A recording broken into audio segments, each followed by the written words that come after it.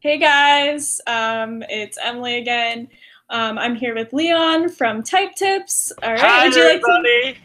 to? Hey, I am an INFP and my channel is Type Tips and my name is Yes, Leon. and we have one viewer right now, but Hi, one that's okay. viewer. Hey, we'll go onto the channel and look at the comments in the future. But what would you like to talk? What would you kind of an overview for people that haven't ever watched your channel before? Kind of Yes. what you talk about. Yeah, so my channel is for real MBTI nerds. So like people who are like into the cognitive functions. So cognitive functions is an aspect of type. So there's the 16 types, and each type they have different cognitive functions. So cognitive functions is different ways of operating for the different types, different ways of thinking and processing information. So that's basically what I talk about. Yeah, and again, I just interviewed Wences, but something I really like about your channel too is that you talk about socionics, which I think not so many MBTI related channels or typology related channels do socionics justice, and I think you do a phenomenal job. Oh, So. thank you so much. Yeah.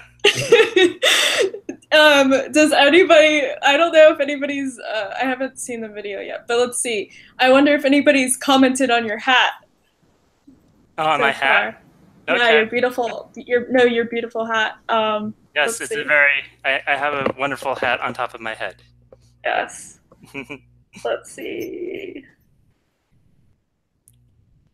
Um, I don't think we have any comments yet, but okay. So as an INFP, you're the first non-INFJ I've interviewed on this channel. So Oh, cool. how would I guess I'll jump into a big question. This is kind of like obviously this is around YouTube. What hmm would you say is the biggest difference between INFJs and INFPs, Oh, the biggest difference? or Oh, the biggest differences? yeah. What's interesting is that often, well, people say that these two types are very different, like because of cognitive functions and things like that. But um, for me, like when I first see an INFJ, I won't actually be that sure if they're an INFJ or an INFP or not, because often there's like initially kind of like a kind of similar energy. I think is they both give impression of a bit of softness, but then later on I noticed that they're different. Because INFJs are not really as they have a not really as soft in a way. They have more like intensive energy, I think. Yeah, no, I think so. And in terms of socionics, I know you've talked a lot about this in on your videos, but how would you say interaction with different personality types has changed since you've kind of gotten into socionics? How my interaction with them has changed, Yes. like different types. Oh, like let me think about that one. So, socionics, what socionics is known for is intertype relationships. So they talk about how different types relate. So I'm since I went to socionics, I'm more likely to try to identify discernent relationship patterns. Sometimes I see them fit, sometimes I don't see them fit. So, but I, it is a really fascinating field. So I do encourage people to take a look at it. There's different kinds of relationships. Um, there's different ways to group the types. So one is by um, um, well, they're alphas or betas. And whenever I say this, some people think about like, oh, it's like the alpha, like the chimpanzee, like Like alpha beating dog. beating their chest. But it's not. It's alpha. Those are the NTPs in Myers-Briggs and the SFJs. And then the beta quadra is the The NFJs. best quadra. Yeah, these are yeah, yeah, yeah. Excuse me? Well, we don't care about your Delta Quadra. I don't care about your Delta Quadra. You don't care about our Delta Quadra. That's the old people Quadra. I care about the teenager Quadra. The teenager Quadra. The beta Quadra. I have a question for you. Do you identify with it being the teenager Quadra? The drama Quadra? Yes. Yes. I definitely, oh my gosh. I definitely think the beta Quadra. I mean, obviously there's exceptions to the rule, but I would definitely say that the beta Quadra is the most dramatic Quadra. Oh, yes? For sure. Whereas we're like ancient and full of wisdom. Yeah. Delta Quadra. Yeah, sure. hey. How dare you? Yeah, so there's different ways to look at the different the relationships between the types. So they group them by the quadras and say, oh, this is how they look at the world and they relate. They also group them by cognitive style. So this is kind of a Goulenko's thing where it's kind of an unusual kind of pairing. I mean, group where you have INFPs and ESFPs and ISTPs belonging in the same group. So they have a cognitive style that is kind of similar. So, and I looked for the patterns too, and I think that to some extent they actually do exist. Yeah. Yeah. Do you is this something you've seen or yeah, for I yourself? definitely have. Yes. Yes. I want to hear from you actually. I'm kind of curious. So I'm really bad at expressing myself in socionics. But what I find extremely fascinating, if we're just going to go back into more of the even just like the kind of rudimentary stuff, the introductory stuff in socionics, I think what's very fascinating is to look into the female versus male personality. Mm-hmm.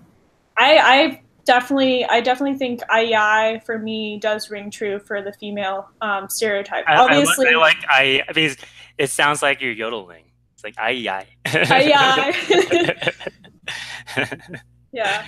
So you're saying like the female like I.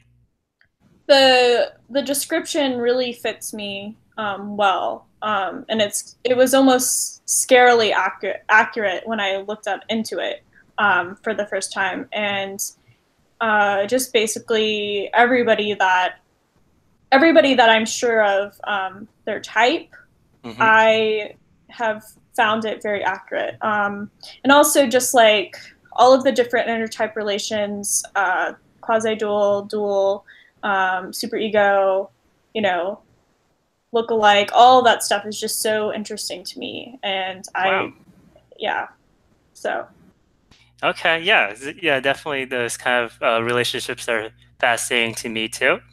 I always feel like they really like emphasize the dual kind of thing. For me, every relationship stretches me in certain kind of way. So there's different kind of dynamic. I'm getting something different from every single one. Oh, I agree. And this is going to be kind of a controversial statement that I'm going to say. Yes. But I don't necessarily. So there's a certain prominent. You're going to know exactly who I'm talking about. ESTP. Well, he used to be prominent. On YouTube. I think you know. I think I know what you're talking about. Who you're talking about. And he's kind of in the wood. He's kind of went back into the woodworks, went off the rail. I personally don't think I would necessarily get along. I mean, cognitively speaking, we would get along, but I don't know. So you know what I'm saying. But I did. Yes. I actually loved his videos before he went crazy. But even when you liked his videos, you still think, oh, this is not someone I would get along with. No, I think I could get along with him. Yeah. But no, I definitely think I would, and in some ways, he was very charming. But I think that our morals and our way of viewing the world might be a little different. Yeah. What they say about duals, though, is that at first they come off as someone. So a dual is essentially someone who's your opposite type. And then what they say about the duals, at first they come off as someone you wouldn't get along with. You wouldn't get along with it, and you kind of like want to avoid them. they call it like nature playing a trick on you. And then, but then if you're like alone and then like you're both like locked into a room for like a whole week, then suddenly there's um, Well, the the reason magic why I happens. say this, I actually know someone that is an IEI that's met him and Yes. knows him personally. Yes. So I'm not gonna say the gender and anything like that, but uh, I don't know. Hey, if for some reason, Jay, if you're watching this, um, I don't know. It would be very interesting to interview him, though. Um, Yeah, I would love to interview him. yeah. How do you think? And it's in what you said. Okay, so I've talked about that before on my channel briefly. That with your dual, you aren't necessarily going to, or at a distance, you're not going to necessarily like them or even be attracted to them. True. Um, but and it's funny that you say that because like the converse is the conflictor relationship, and they seem appealing, but then when you get closer and closer and closer to them, you're like, oh, what am I doing? So, Hmm. what would you say your experience has been? Have you met your conflictor and your dual? Yes. I definitely met a number of my conflictors, so they tend to be more likely in my circles. And I definitely have a very, especially the initial thing is very like impressive. Like they really they do impress me. If they're female, they would also attract me as well. It's just that is the whole idea of someone who kind of they have strengths, and it's like they're not your strengths, so it's really exciting. It's kind Yeah, of mysterious because it's not the shared functions either. So, um, so it's very that's why I say it's exciting, and then but then uh, they kind of the functions they use kind of press upon your weaker spots, so it does get stressful. So the SC is kind of stressful on me. For instance, and my FI is stressful on them.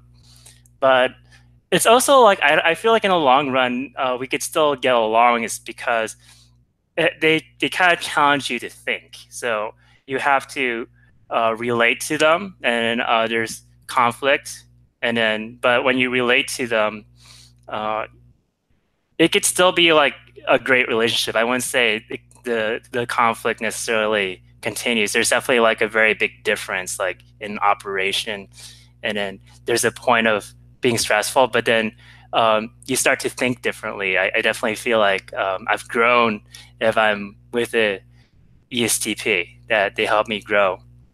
yeah, Very, very much so. So, like my example is that I actually I live in a co-housing space. So one of the people I'm housing with is also my landlords. It's a couple, and they're both ESTPs, and that's basically how the whole thing unfolded. Is that in the beginning, it was kind of like it's kind of rough because we just kind of understood things differently. But then at right now, it's like we really like we get along. There's definitely some sort of like psychological like we're not like necessarily like on the same page kind of thing. So that's yeah. my conflictor. Yeah, you think your conflictor is exciting? Um, so one of my former bosses, I'm not gonna, well, I think I am friends with her on Facebook, but she's an ESTJ, um, Just one of your and bosses? And then you're like the well, most bosses. one of them I know is an ESTJ. Yes. One of the like, so typically, so I've it's just like I'm kind of this is kind of a side note, but like as far as like guys I've dated, I've told people like on the channel that I've dated an ISFJ, um, an ENTP, um, an ESFP, and an INTJ. Like, but those are I've dated other guys, but those are the only ones that I know their type. So it's the same thing with the boss. Like I know she's an ESTJ, but I'm not gonna actually like I'm not gonna say who it is. But I was very so before I got the job, I was actually very impressed by her business. And I'm still very impressed by her marketing and everything and all of that stuff. But we definitely did not see eye to eye on a lot of stuff. And it wasn't like, you know, it wasn't like, it was just a personality thing. It wasn't like, I was a bad worker or something like that and I didn't get fired or something. But it was just kind of I kind of had to use socionics in such a way to realize that there were certain things that we were just not going to, and I had to kind of steer clear of certain things, if that makes sense, Yeah, without like you being. have to like, well, they mentioned about keeping some sort of distance from them while maintaining the relationship. Yeah. That's kind of part of it. So for me, what you say rings true for me too. One thing is like, I think the conflictor is the most impressive person from afar. Like the things they do, that's like, wow, that's like the coolest. Well, This is because the it's coolest thing. completely different than what you would ever do. Exactly, yeah. Right. You kind of appreciate their lifestyle. Yeah. Whereas if I hear about the like an ESTJ lifestyle, I'm like, oh, whatever. Boring. Yeah, exactly. So for you, like the ESTJ, like how they do things with that from afar, that seems fascinating. Yeah. Okay. It does. It does. But I'm also fascinated by ESTPs too. But that's more of a like getting into socionics kind of thing. Yeah. I guess Probably be, they're fascinating to everyone. well, looking back, there's one guy that I know that, he was like kind of a popular guy, in high school.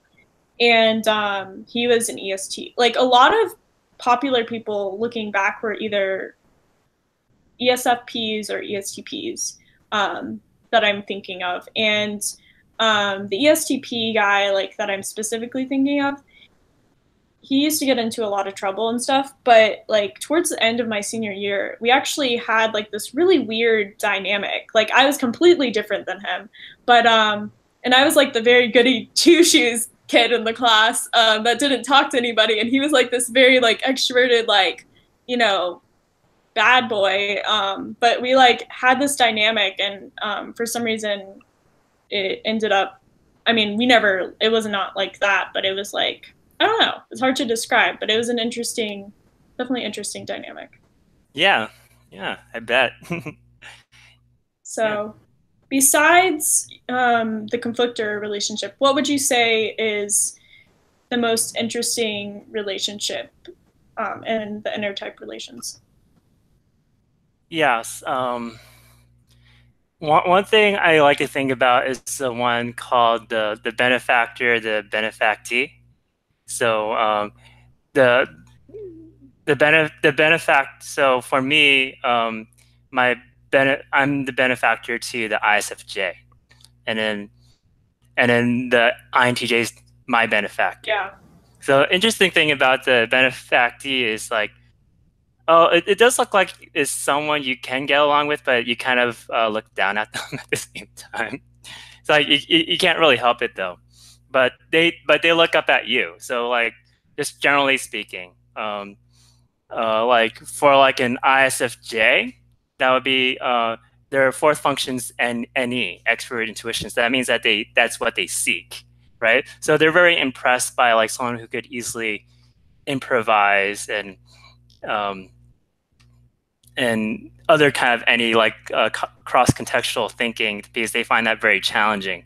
So immediately, if I'm in contact with them, I the benefactee immediately boosts your second function. So you actually start to express it more. So it feels good because then for you'll as an introvert you'll feel more extroverted around.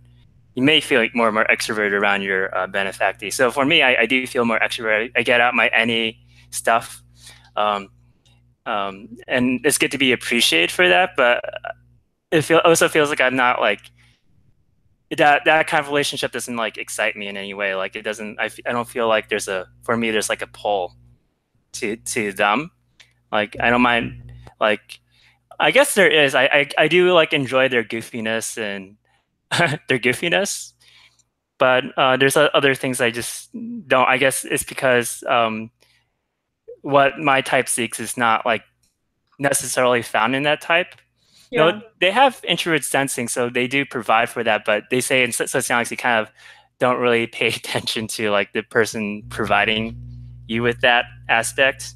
So they actually are very helpful. Like if I'm with an ISFJ, they actually take care of the details and the logistics, and they actually are very uh, helpful in the relationship.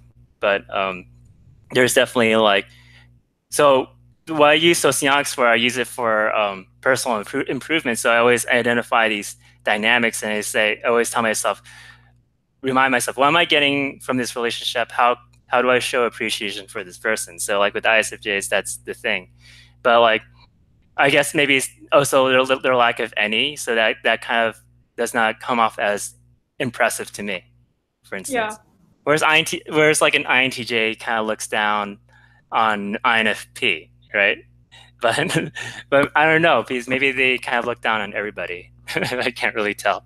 Which, by the way, because this might can be confusing for some people in the chat.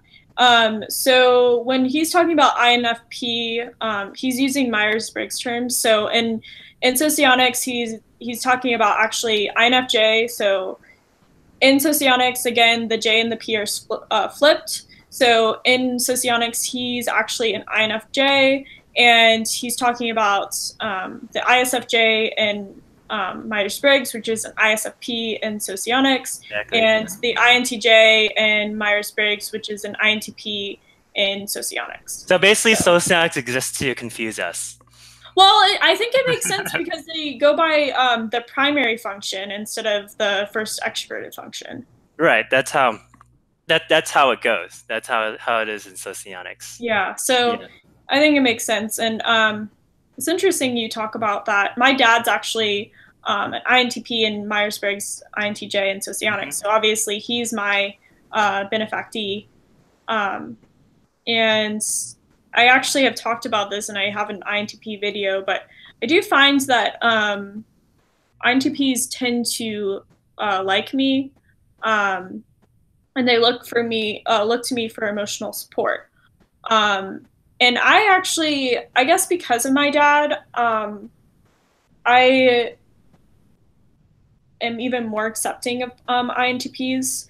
But yeah, I enjoyed the relationship. I don't know if I would ever seek it out as a romantic relationship, though, just because I do know the dynamic and I have a question for you. Is it like because one thing, the fact that their SC is polar, is that like in any way irritating?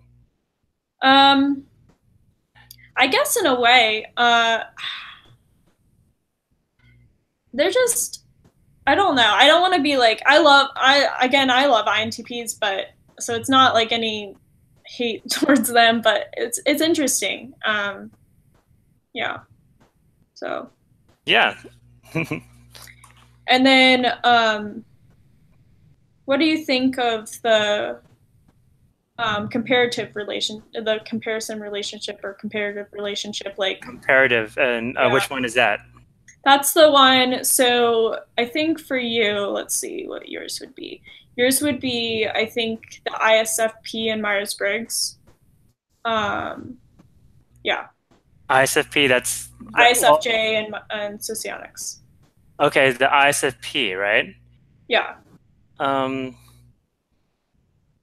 okay, well, for me, I mean, with ISFP, I don't really identify a specific dynamic. I do see like because their SCB kind of being stronger, like um, there's kind of like it makes the dynamic a bit unusual in that sense. We connect on the FI, and then the SC NE. There's a disconnect there for sure. But it's also like very helpful to have their SC around. Yeah, I definitely like with ISFPs. I generally do connect with them. We have like good long conversations about like um, FI ethical matters. Maybe the thing is, it's interesting because they have an NI valuing kind of thing, right? So um, you see them tap into that a lot. And for me, I'm more like an SI valuer, so I see there's like a difference there. They kind of like yeah, I see a difference there. But the thing is, I think what's interesting about that is that my demonstrative is NI. So actually, like when I'm with an ISTP or an ISFP, which they have NI as a tertiary function, is something that I could provide for. So there's actually a balance in that, and they provide introvert sensing. So it's like even though in a way we're not supposed to be matched because these are not, we don't have the shared value functions in that sense. We are actually providing something to the other type, and in a way that kind of keeps me employed. So employed in a relationship, so that when I feel that way, then I feel like I have some sort of stake in it. Like one example is the ISFP and ISTPs. They don't like uncertain, like they're afraid of uncertainty, Yeah. right? So I've been the thing is, I've been working with someone who's an ISTP. We share the functions, but there is some sort of like, there's a kind of a balancing between us because we wanted to put together a group, and the group is about, it's called a dream team. So getting people together to achieve goals and holding each other accountable. And then so when she wants to do something, she feels like she has to like do it right away because then she feels like, oh, then I don't want to for her, I don't want to procrastinate any longer. I have to like get this done. And then there's like the SC, like there's like kind of a sense of pressure, right? There's a pressure, and then you have to get it done. And she wants it scheduled like much earlier. So once we thought about the idea, she wants to schedule it like 3 days afterwards because um, she wants to proactively prevent that, like the uncertainty of it. Yeah. Whereas I say, oh, let's wait because we might need some time to think about what we want to do for this first meetup and what this meetup is about. So kind of a bigger picture kind of thing. So and she's very good at the details. So what she helps with is that I overlook all the details, and she actually has ISTPs, even though you think of them as TISE, they have very strong SI, so they are very good at taking care of these details. And then so whereas I'm like kind of a bigger picture. So even though we don't share the functions in the Myers-Briggs sense, there's still like this counterbalancing aspect. So I would say the same thing with the IS, because I hear that from ISFPs too, like they want to proactively like prevent the uncertainty from Oh happening. yeah. Yeah. I don't know if they're watching this. I don't know. But my former roommates, one of them was an ISFP, and the other one was an INTJ. Mm-hmm. And the ISFP and I did not really get along towards the end, but because I'm just a very non-reactive person, and I don't give a reaction to things, and she really, and I also just am completely, again, she's my benefactor, so I knew that, and I didn't use that knowledge, like, and maybe like I tried to avoid contact. I mean, conflict at all costs, Mm-hmm. and she didn't like that. And she also didn't like if she would schedule things or like get on these like cleaning kicks or something, and if I didn't, if one of us didn't do it, she would like say, "Oh, I'm babysitting you guys" or something like that. It was, I don't know, but Yes. Yeah, there we go. yeah, it was interesting. Um, so One thing I actually want to mention is like I feel like there's every relationship I get something out of it. So even like in sociology they say like there's like things that are more positive and negative. Like there's relationships that are more like imagine the type scale along better, right? But I don't feel like those are necessarily even better.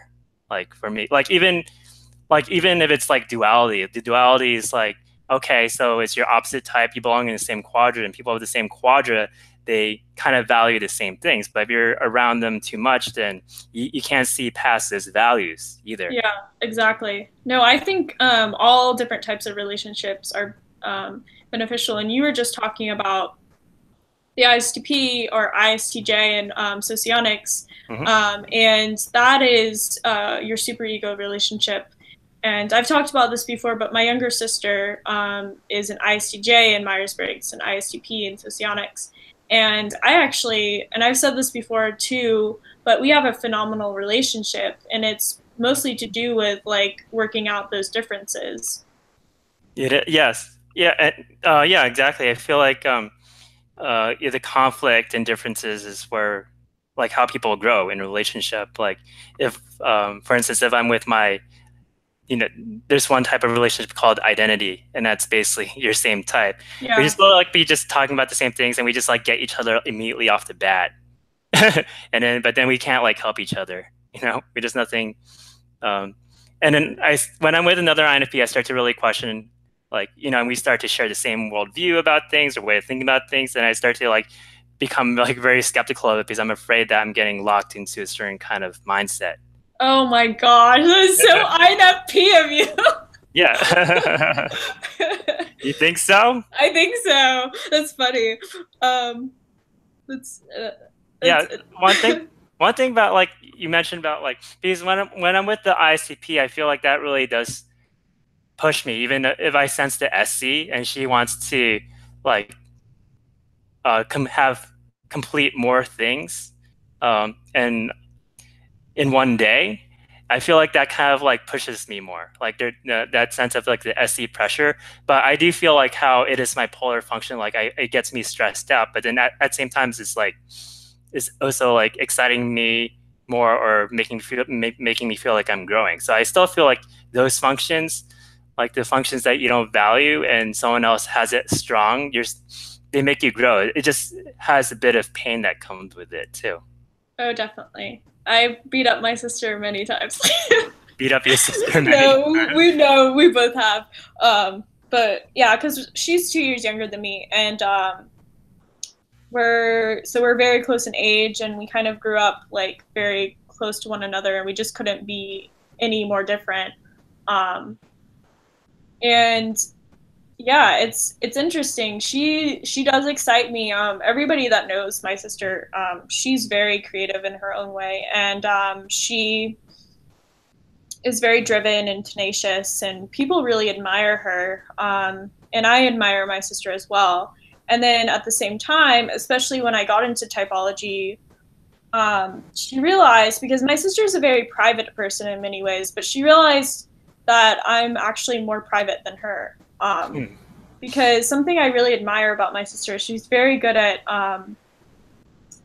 showing who she is outwardly, like, and this is like a censored kind of thing, but she, and also I think intuitive feeling, and I always admire that about her. And I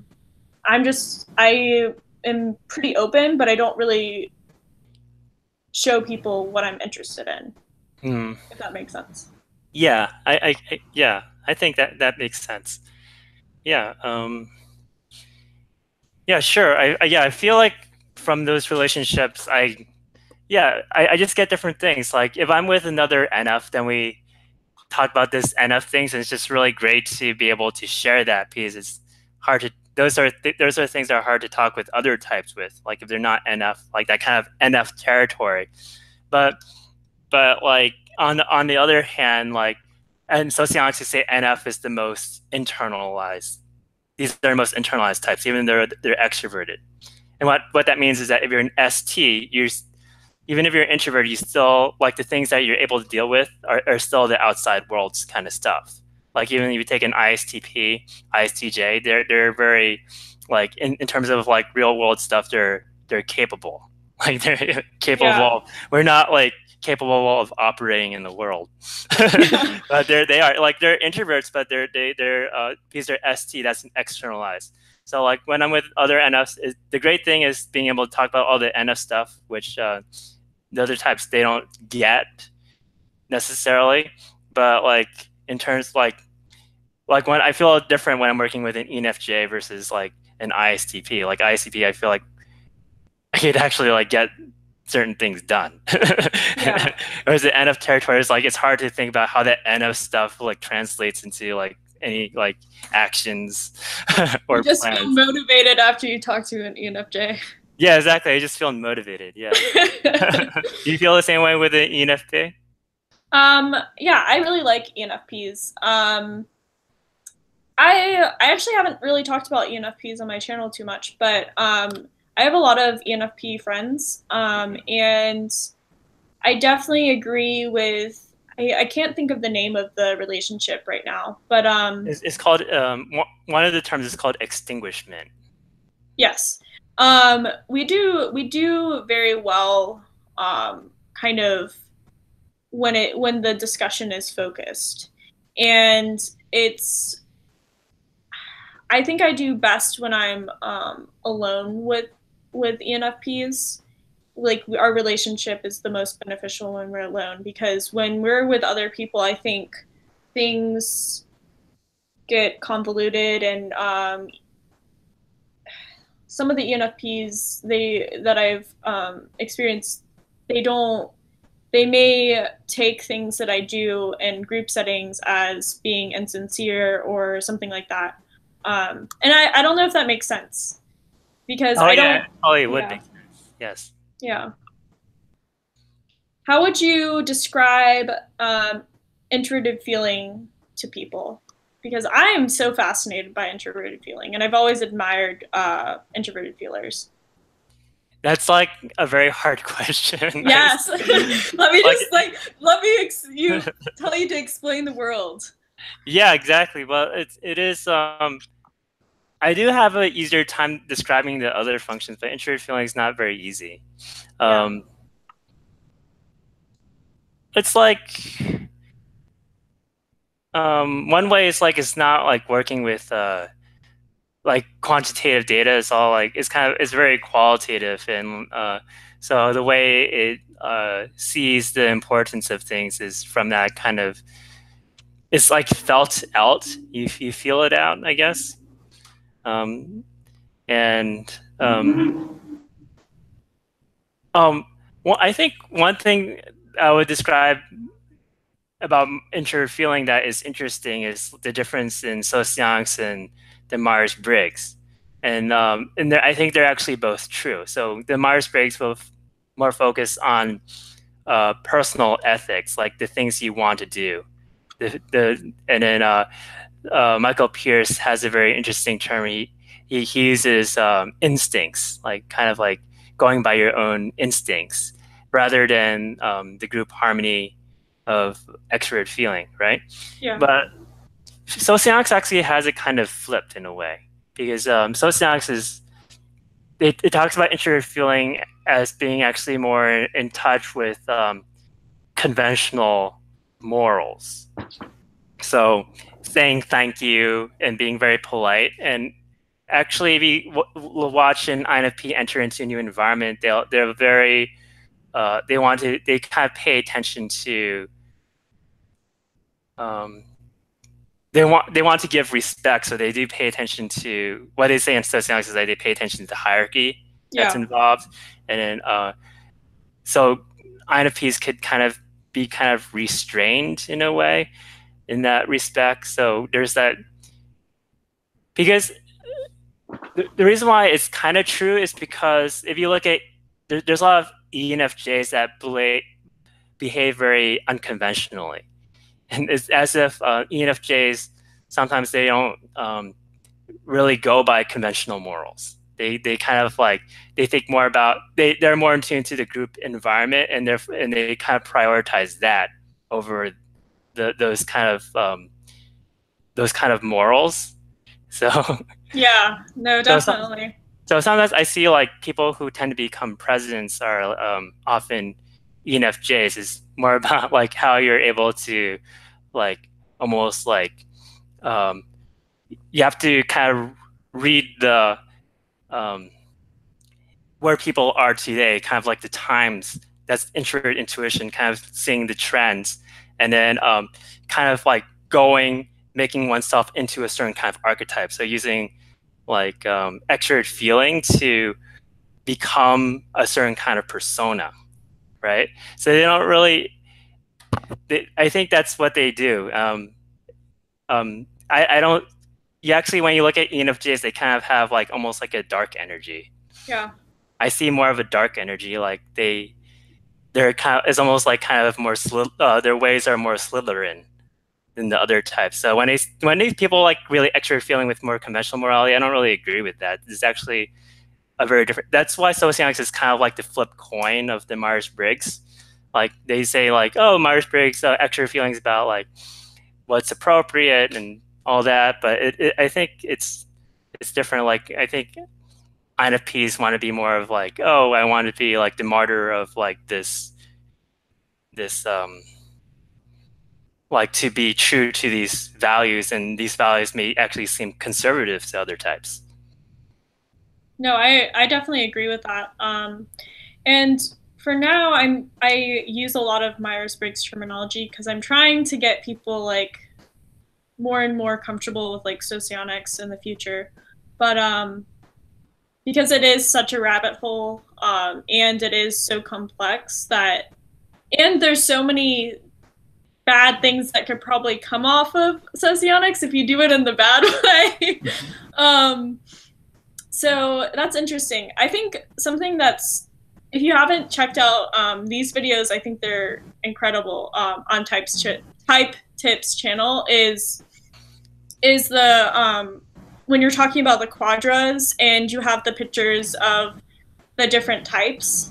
I think that's extremely interesting. And actually, the type, when you talk about like IEI, INFJ, and Myers Briggs, and INFP and socionics, I actually have had several people in my real life tell me that I um, have a very like sophisticated kind of like elegant air to me. Like someone told me like just out of the blue that I look like I belong, and I wasn't even dressed up. They're like, "You look like you belong in like a cocktail party or something." Like Oh, it's just yeah, like you all do belong there.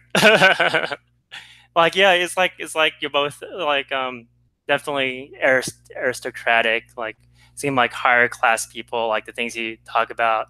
Like I think like a bunch of INFJs, like they become like sociology professors, and that's like their thing, and they talk about like I think they have all the strengths and weaknesses of what we think of like when someone's like high, you know, of higher class. yeah, I can see that. Um, how would you say it rings true for the INFP or INFJ in socionics? What's the question?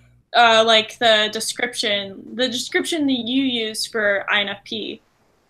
How does it ring true You, for me? yeah, Well, it really well, it really does ring true because that's how I got into. I was back in high school and I read the description. I was like, oh my god, it's me. This is me, INFP, and I definitely yeah. I mean, that's definitely my thing, and socionics um, further validates that because I see how I'm using the function. So in socionics, what's interesting and why I'm into socionics is they show you like how do you use the functions. For me, if you use your auxiliary function, if anybody uses their auxiliary function, they use it as a show function. So it's as if you're almost like presenting it to other people. You're kind of showing people this is my worth to the world. And I definitely see that because if you look at like how ENFJs and ENTJs talk, they almost sound like motivational speakers because they're always talking about like, oh, the purpose of this, and then and that's like the NI, right? That's the purpose yeah, of this. And then for me, it's about like my creativity and the quirkiness, and that's what it's almost like it's almost like bringing it out. Like this is like I'm showing people this, right? So like for you, that would be extroverted feeling, and it always has that kind of feeling. And they talk about the tertiary as the hidden agenda, and it always has a feeling of that's the one that you're trying. Everyone's like trying to do, and sometimes succeeding, but to other people, it also comes off as like try hard. Yeah, and I see that. I see that definitely. Like I always see like ENFJs and ENTJs. They kind of like they're almost like they almost seem like they're on the defensive. Like they're kind of like preemptively trying to like show that um, they're preemptively trying to like show their power because they're afraid of like being in a lesser like powerful position. So Yeah. they want to kind of like scare you a bit first before you scare them. But they're ultimately not the SC aggressor types because you ultimately see them as more like you can see that timidity, and then they're like they're trying to dress it up in the SC. I could just like see an ENTJ or an ENFJ doing that. Yes, they do that. Yeah, they it's like it's almost I always see as a preemptive strike. Like they're like doing something, but you always see, it always but it always I feel like the tertiary function always provides benefit too because like for instance ENFJs are very good at like in a group trying to maintain the control of the group so it doesn't like disintegrate into like chaos. They try to like, okay, everybody, you have to like they get it in order that you see that SC like pops up at the perfect time to like get things in order. So um yeah, so I think people also do appreciate because people like to see people trying something. Like they're Yeah. making the effort. And then sociology also talks about your inferior function as your dual seeking function, but it's kind of unconscious, so you don't even realize the degree that you're looking for it. But I find it true that like if someone's like makes things efficient or they're very well informed and they're not like dishonest about like information, then I could respect that. But in real life, I also find like if I'm around like people who are T dominant, I don't know Sorry. if I I'm trying to like switch is my. there like an earthquake going on? Yes, earthquake. Oh, okay. Yeah. Sorry. So yeah. So yeah, but like honestly, like when I'm around people who are like T dominant, I don't know. It's necessarily like smooth sailing because I can't. I find it kind of irritating to process all that information that they're saying. So like I actually like prefer to be around. I imagine I prefer to be around someone who's like an SC dominant piece. Oh, that's like a fun energy and like TE is like just too much like information. But like it definitely, it definitely like I find it like at a functional level it does help. Like I remember like usually when I see ESTJ, like I don't feel like this is someone I would get along with. But I guess there's this one time I did stay at an apartment of someone who's an ESTJ, and by like a certain point, I see like how she like very naturally makes up for my weaknesses. So it felt like very natural. So like they call it like it's like kind of like the duals tickle each other's functions. So like also yeah, it is. It's like oh you, but at the same time, like I don't like the feeling because it makes me feel helpless. Because I don't like once I lift one single finger to take care of anything that's like SIT related, and she just takes over, and it's just oh this is like very convenient for me. But then it feels like I'm not like I can't like depend on myself. Yeah. No, I can see that. I can see that. Yeah. So, would you mind sharing kind of your dating experience and like some of the types that you've dated or? Um, yeah. Let's see. So I think the person I had the longest relationship was is ESFP. So that's a type. And then my first girlfriend is an ISTJ.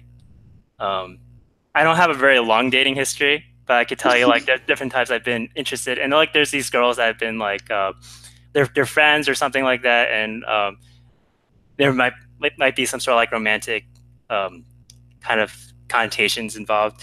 But like Interesting with both yeah, of them. yeah. But I don't know. Like I feel like maybe like at some level I'm like seeking something because there's always like a phase. Like I would go through a phase. Like there's an INTJ phase, and then like somehow like all these INTJs like prop into my life, and then they like just show up out of the woodwork. And then like I went through an INFJ phase, and then after that I went through an ISFJ phase. That's So so funny that you're like your phases.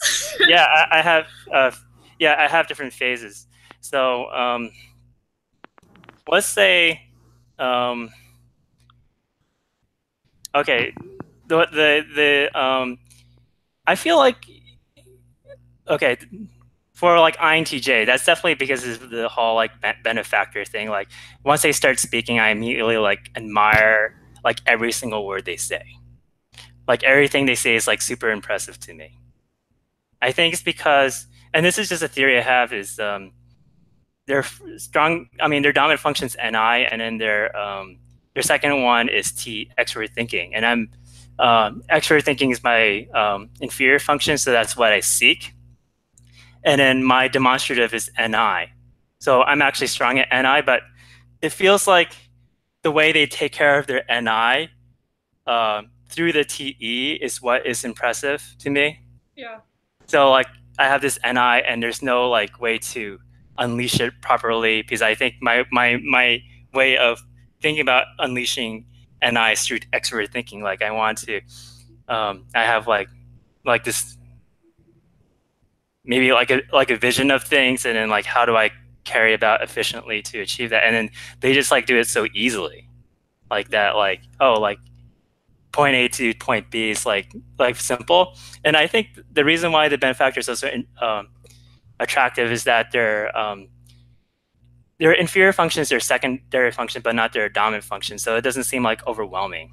You know, it's like they carefully take care of that stuff. So yeah, so that's my impression. And but then as the relationship like evolves, then they have that thing where the benefactor is not really listening to the benefactee. They just like keep talking and they don't like really respect your point of view as much. So maybe I did sense of some of that. I still like, I really like that relationship, but it's also like, um, I got tired. Basically, got tired about how stubborn they are. Yeah, it's Like they're really stubborn. They're really stubborn types. Yeah. But like, and then the next one is like, okay, so I went through an INFJ phase, and honestly, like with INFJs, I have like a lot to talk about. So there's a lot. It's just nice to cover the same territory. So it's basically the NI-FI territory. And so it's great actually, I feel like INFPs and INFJs, they have a lot to they have a lot to talk about. They kind of have the same type of occupation in life. And occupation's broader than like having a job in society. It's almost like what you're how you give to society, like where you kind of like fit into society, and it's kind of in this kind of a similar kind of way. And I also find they do kind of they do have certain shared weaknesses that in a way they can't help each other, but at the same time there are different strengths. So so I think one thing is like for example like INFJs actually could like they prepare for things, right? like they go on a hike and then they bring like the food and the water. They have their role function is introvert sensing. So introvert sensing, INFPs look for introvert sensing, and INFJs, this is their role function. So when it comes to other people and their face to the world, they provide it kind of consistently. So I see like INFJs, they bring the extra napkins, they bring the extra toilet paper, and I don't remember any of that stuff. That's so funny. I do that. Exactly. So that's the role function. Like you physically, that's why you come off as a introvert sensing type. Is actually like your role function when it comes to other people. it's kind of like stable, whereas like the tertiary function's unstable and you can't really control it. So like when I'm with an INFJ, they like actually I went on a hike with an INFJ and I just feel that way. Like I feel like, well, first of all, I have more spontaneity, right? And then that helps them because, like, for instance, we went hiking and there's a river, and then I said I want to go swimming, so I go swimming, right? And then and then she follows suit afterwards, right?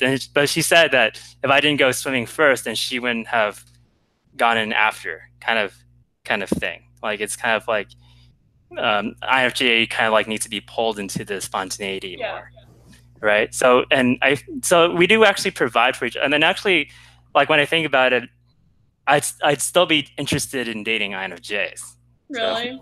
yeah, yeah, I still, because yeah, because there's still some sort of like there's a balance there, I think.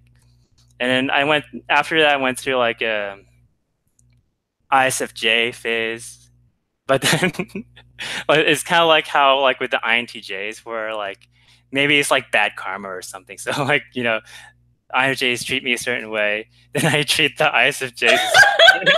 It's just like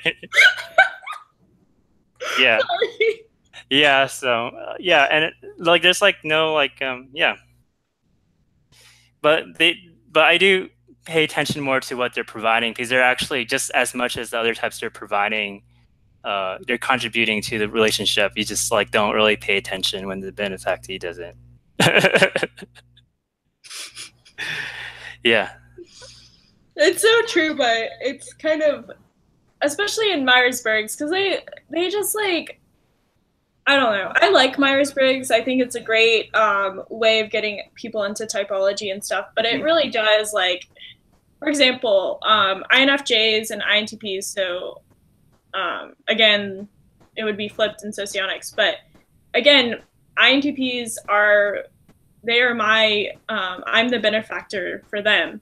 And they talk about in Myers-Briggs how INTPs and INFJs, they're a really good pairing and all of the stuff. And I would not agree with that. And I personally don't want an asymmetrical relationship. I get along really well with INTPs and I respect INTPs. I think, again, because my dad's an INTP, and just because we do work pretty well together. But at the end of the day, I'm not looking for an asymmetrical relationship. I want to have an equal, I want to have a partner. So it's interesting. Yes. Yeah. Yeah. I'm the same way. So I'm like looking for balance. Yeah. Yeah. One thing about the INFJ and INFP thing is I do think that my extrovert intuition is kind of annoying to them. And their extrovert feeling, yeah, y'all like with the extrovert feeling that is kind of annoying. It's like really, really annoying. No, I mean, my sister's definitely, as an ISTJ, she's definitely said that Effie is annoying to her. Yeah, it's super annoying. Like it's like yeah, I feel like that function. So like in the Myers-Briggs, that's basically the fifth function. That it always has the it always comes off as kind of like a bit irritating in a way. Like stop obsessing about like the harmonies. Like Yeah. what's the big deal? No, I get it. I get it. I get it. Um, That's interesting because you talked about this about, and I really, I said this before, but I really admire FI, like introverted feeling. And I've said this kind of in videos, but I always looked at it before I knew what FI was. I saw it as having your own thing going on and kind of, I don't know. I don't know how to describe it, but it was very interesting, and I think, yeah, especially with my sister, she kind of just does what she wants, but she's also very traditional too. So I don't know if that makes sense, but yeah. Yes. Yeah, I think so. Like, well, the thing is, for the INFJ, the Myers-Briggs INFJ, in socionics, they really much are actually very strong at introvert feeling. So it's one of the primary ways you operate. And the thing is, you actually do it your own way. So you have a very individualized approach to introverted feeling. Yeah. Yeah.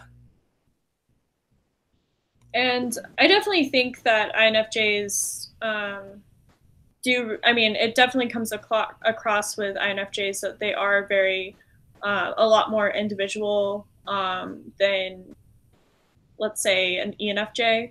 Right. But I really, so ENFJ is, it might be my favorite personality type. If we want to pick favorites, I don't know. You can pick favorites, yes. Yeah. So it's interesting. Everyone has your favorites, I think. What's your favorite? I don't know. I think it keeps changing.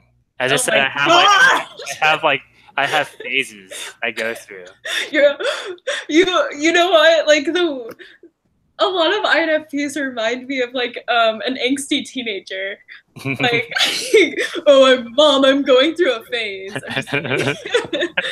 That's basically me. I'm going through a phase. So like I have all these phases, and that's the annoying thing. Well, the annoying thing about extrovert intuition is the thing that like the thing is after I go through all these phases, then I go through them again because I'm not exactly sure. Like, okay, I hated that phase at one point, but maybe I don't really hate it, so I'm gonna go back to that phase and like go back to liking this type, this particular personality type, and then like changing and just like going around. It's like I'm just going around in circles. That's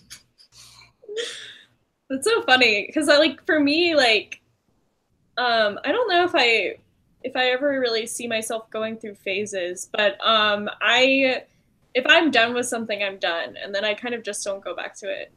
Mm-hmm. Or if I do, it's because of a reason. Like I don't know if that makes sense. Yeah. Yeah. I think so. A bit too stubborn about it too.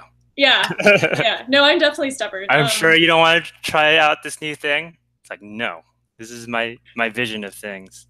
Well, yeah, and I think a lot of guys that I've dated would definitely say that as well. Because a few guys that I've dated, and they just said this because they were upset, but they broke up with them. But they called me very cold because I'm just very much like. But the thing is, they don't see what's happening behind the scenes. But like to their face, I may seem cold because I'm just kind of like, all right, it's over, and then like I don't really approach them again, or I come to them almost as like a friend or an acquaintance in the future, and I'm friendly about it, but it never gets to the point that they want it to. Yeah. So yeah, it's interesting. Yeah, but, what's up with that?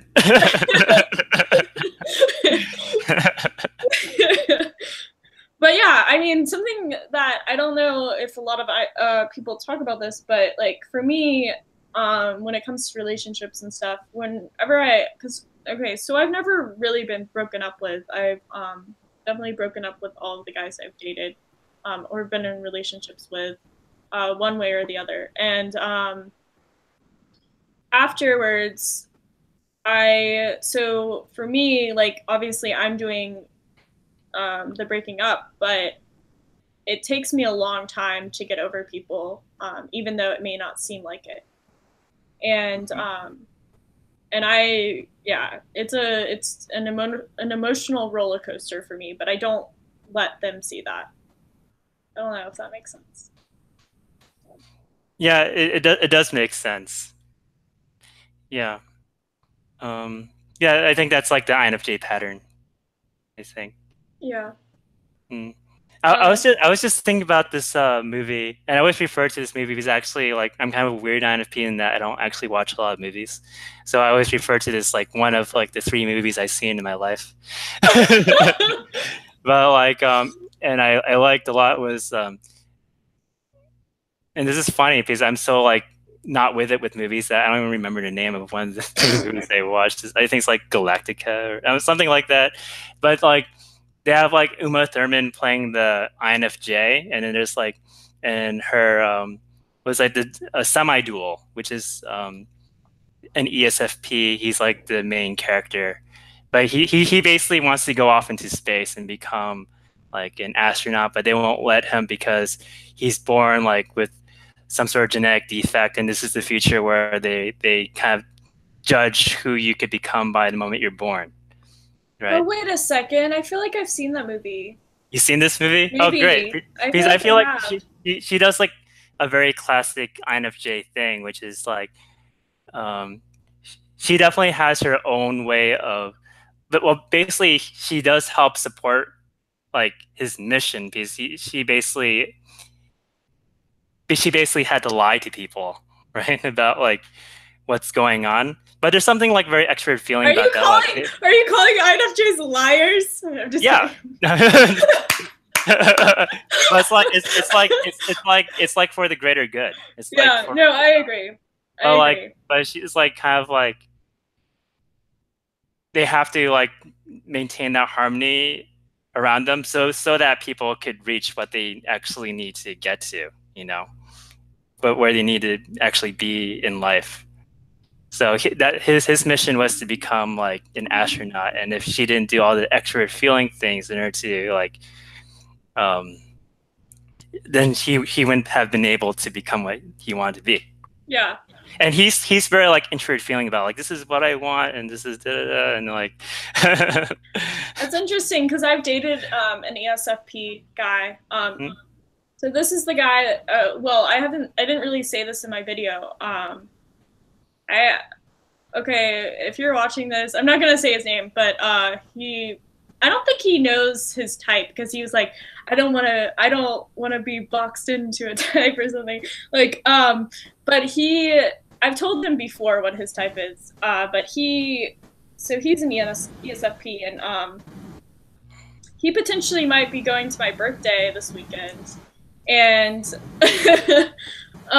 my birthday's this Tuesday, but I'm having a thing this weekend. But anyways, he's the only guy that I've kind of dated again, and also I don't want to stroke his ego too much, but he's the only guy that I've dated that I could see myself dating again. But the only problem is my sister absolutely hates him. So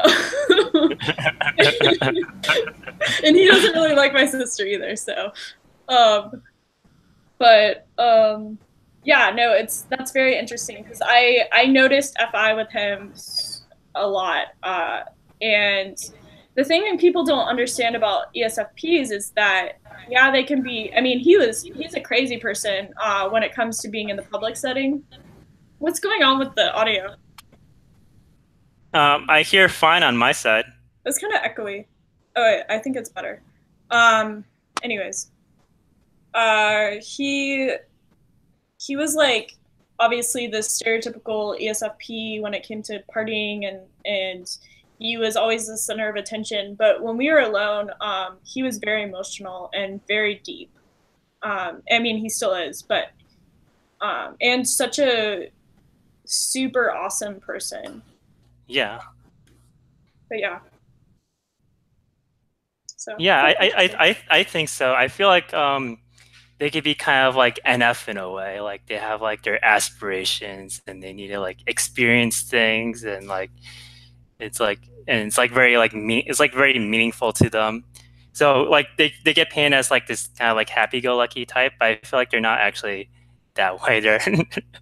They could be like kind of like chronically dissatisfied because they have like their aspirations that they really are like pushing themselves to like to strive towards. yeah.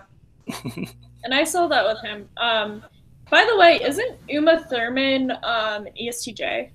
I don't know what her Right. actual type is. I think she is an ESTJ, which is interesting if she was playing an INFJ. Yeah. Oh, and the second movie I watched of the three movies, so you almost know all the movies I watched. It's like The Nightmare Before Christmas. So like the girl in that one is also an INFJ. So, but she does that classic INFJ thing again. She like predicts that it's the whole like. So like, there's a character Jack, and he's a. I've seen Night Before Christmas. I'm just telling everybody else. I know everyone has probably seen it, but like he's the Halloween character, and he wants to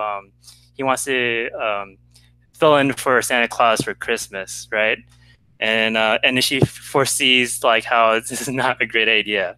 But like, Yeah. but like the way she takes care of things is still like it's like a very classic INFJ, and like she has that INFJ look, like she feels like very like very sorry about what's going on, like kind of like they have like this inner like sadness about what's going on. It's like very like, and but then like outside is like all this like this harmonizing, and like she like kind of like going along with the thing that he's like whatever Jack is like stupid ideas. Yeah, his vision to have Christmas. Yes. Um, well, we've talked about quite a bit. Yeah, we did. So let's see. Let's look at the chat. And because we kind of neglected the chat a little bit. Do. Wow, there's a lot of stuff.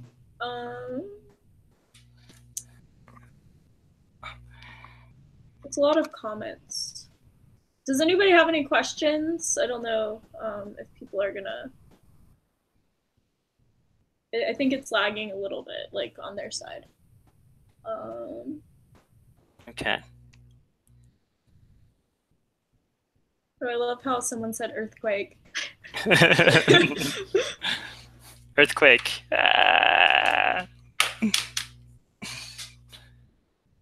Oh, someone, I mean, I expected this, but someone commented about how something about my relationships that I never open up to guys, which is true. The guys that I've dated thus far, there's a certain threshold that I open up to. If I don't, okay, so basically, if I don't see someone as the person I'm gonna end up with, like if I don't see that we're gonna get married, I'm gonna break it up. So break it off. And that's kind of like my thing. I don't want to date to just have fun or like whatever. If I don't see a future, then I'm gonna break it up. Yeah, it's also like kind of like the perfectionistic quality. How would you say you are in relationships? Like, why do you think your relationships have ended, or have they ended for different reasons? I mean, I'd say different reasons. Yeah, different reasons. I don't really. I'm trying to think about what the pattern is. Like I guess like I really like the like when okay, for instance, like you said, you don't like a certain kind of like closeness, right? I think for me that's like almost like pertinent, like trying to establish that, and I just like the feelsies about it. So yeah, I just like really like the feel. So I think that's like a very important aspect for me. um, I don't know if you've talked about this channel. I probably have seen the video if you have, but I can't think of it. Have you ever taken the love languages, the 5 love languages? I think I know what I am on Okay, it. what do you think you are? I'm definitely like hugs and kisses kind of person. So like touch, like I need a lot of like touch and what are the other ones? Oh, verbal affirmations. That's the other one. Um, Yeah, words of affirmation. yes. There's words of affirmation, physical touch, quality time, gifts, and acts of service. Mm-hmm. My first one was quality time, followed by physical touch, and then my like middle one was acts of service. The fourth one was words of affirmation, and then like the very bottom was gifts, receiving gifts. So Okay. So I think for me, okay, first one is definitely touch. And the second one is words of affirmation. And the next one's like quality time. And then probably acts of, I don't know. Do I want gifts or do I want service? I mean, I think, I don't know if I like it, but I definitely need like service because it's basically, I have trouble with like my personal survival. I have to like remember to eat and all that. So But I think did you I this maybe I'm pretty sure this is you in your description. Aren't you SP first? So self-preservation first. yes, I am self-preservation first. Yeah. Interesting. Yeah. Where are you? I'm SX then SO. So, Okay. which is Oh, interesting. I have a clear picture of how that's like. They give it, they give off a very particular kind of energy. Yeah. Um, yeah. No, it's interesting because like people, it's different. Like obviously in real life than like through videos. The feeling is different. Like you don't get the same. Like I don't know if that makes sense. I'm really bad at speaking, but Mm. yeah. Oh, you're about the instincts right now, right? Yeah. Yeah. Um, So basically, like at home, I have like a big nest. You see, like you can see I have. This is actually not my room, but like in my room, I have a big nest and I have like eggs in it. But yeah, it's just nesting. Yeah, I guess it's attending to my needs. No, I don't actually know how to attend to them. So yeah, that's why I think it's funny that you're SP first. yeah, yeah, I think so. For me, for me, I have trouble attending to my needs, and I don't care about my needs. Yeah. So That's I don't know if that has anything to do with type. I'm not exactly sure, but I see the difference between like so you have like SI role. So I see that as SI you do more of the extrinsic things, external things in regards to it. So more like extrinsically motivated, and I see like the tertiary function as being more intrinsically motivated. So yeah, something that you seek, so something you want, and then INFJs like do it for society, so they provide the napkins and extra toilet paper. yeah, which I do that, but I just don't do it for myself. Exactly. So yeah, that's definitely, but it's not something like it's not something you seek, right? So I think that's the difference. There's an external versus internal aspect. Yeah. I didn't expect. Sorry, I did plan out the video, or like kind of an idea of what I would talk about, but I didn't expect it to go down the relationship rabbit hole. But people, so one person commented, the number one issue in dating is money, and the second issue in dating is sex. Would you agree with that? Me? Yeah. Not really. Yeah, I wouldn't either. Yeah. For me, I want it's like a lifestyle thing. So I want a very like offbeat kind of lifestyle. So like um, like I'm like into like the 4 hour work week kind of stuff and like Tim Ferriss? yeah, exactly. So I think that's like someone who shares that kind of like the conviction to live differently and kind of not go by what like society dictates, right? I Yeah. feel like society is like so focused on money and sex. So Yeah. No, I definitely think so. And I mean, that's not my concern either. Like, I could give a shit, like, if someone has money. And I also, like, that's not, sex is definitely not my first concern at all. But, yeah, it's yeah. interesting. I mean, everybody has their preferences and everybody has their agendas, I guess. But let's Mm-hmm. see. That's definitely the more common. Let's see. Hmm. Who would you say that you like? Who are your biggest influencers in your life? Or I mean, they could just be people that you are inspired by. Oh, people that I'm inspired by. I like people who have like a sense of conviction. Like they believe differently and then they hold themselves to it. Someone who's like very honest, who's very genuine, who's free spirited. Um, I like people who are innovative as well. I think, um, I mean, earlier on, like I'd say, like in terms of my big influences, I always was very influenced by Carl Jung. He's like someone who looks to kind of like uncover the reality of how this universe is or how the typologies are, right? And maybe kind of like controversial, but doesn't like really care about that. It's like more like seeking, just like seeking truth. Yeah. And I like that aspect. And also like very like, um, and very like he's very sophisticated about it too. That's what I like about it. I think like being able to combine like what's simple and what's like sublime, kind of those aspects. Um, I think Nietzsche is also like a very big influence.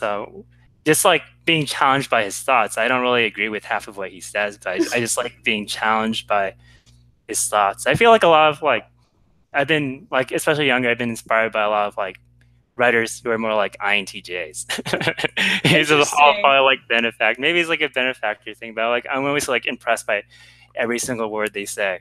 All right. It's funny because I love INTJ. I have a lot of, especially because of INTJs being so rare or whatever. I do have quite a few INTJ friends in real life, and I wouldn't. I do like admire INTJs for different things, but I don't. It's not like I'm like so impressed by them. Like I don't know. Hmm. It's more of because the relationship between an INTJ and an INFJ in Myers-Briggs in socionics again it would be flipped, but it's just more it's an asymmetrical I mean not an asymmetrical, it's a symmetrical relationship, so um it definitely has more of a I don't know. I think of INTJs and INFJs. I've talked about this in one of my videos, but I see it as like an ink blot or like a butterfly. I kind of see them as two halves of a whole. Two halves of a whole. Yeah. Yeah, Hmm. because like my quasi dual is their dual, and their dual is my quasi dual. I mean, is their yeah, or their quasi dual is my dual or whatever. So it's Yeah. like, and then like I don't know, it goes on and it expands, and I don't know. It's interesting, Hmm. but Yeah. And do you think they take care of the tea kind of stuff? yeah, for sure. Um, Well, I so, I guess yeah. Recently, there's like well, it's basically a politician, but like someone who won in the Bronx and Queens district, Alexandria Ocasio-Cortez. Because I just like someone who like she has like a she made it like kind of a grassroots campaign, and I just like kind of like that kind of like the honesty of where you get your things like from the very core, yeah, right? And like I could tell like when someone's speaking if they're being real or not. I think that's like a very important thing. But also I besides that I also like someone who actually wants to have like some sort of um, impact on the world, like actually do something as well. yeah. No, I agree. Um, I talked. I don't know if you watched my interview with Wences, but I was talking to her about this. I definitely think that I talked about this analogy that like you're the average of the 10 people that you hang around the most, and I Yeah, agree with that. five people. Or five, whatever. I yeah, obviously I got that wrong. Makes such a big difference. Yeah, it does. That's your T polar with effects, not the Yeah. fact. Well, For because you, I it's like thought, 5, 10. It doesn't matter for you. well, to me, like, I mean, this might be my like, I feel like this sounds really ENFJ too, but like, as long as it comes across like, Hmm. it doesn't really matter what. Yeah. Yes. Hmm. But yeah, so I guess the 5 people or whatever. Right. Hmm. And And it's interesting. I think that can apply to all aspects of life. And I, when someone has a drive, I really so something that I really look for, like in a guy or just in a friendship in general, is if someone has ambition, and that's something I really admire. And that's Mhm. why I do admire, like I said, that ESTJ that used to be my boss. She is very extremely ambitious, and from afar I really admire that, but obviously when it gets closer it's kind of like more challenging. But yeah, that's interesting. Mhm. So um I feel like, do you have any questions for me, or do you want to go ahead and call it a night? I have tons of questions for you, but I'm gonna call it a night for today. Okay. We should definitely do this again. I know that my mom's in the other room and she wants to probably come in soon. So, and Okay. it's also 10:39 for That's a us. great way to end a conversation. Yes. So, so obviously subscribe to Type Tips. Leon's awesome, and I think you guys should have more INFPs in your life because they're so cool, and I think they definitely give a different perspective. So, anything else you want to say? Thank you so much. All right. Well, bye, guys.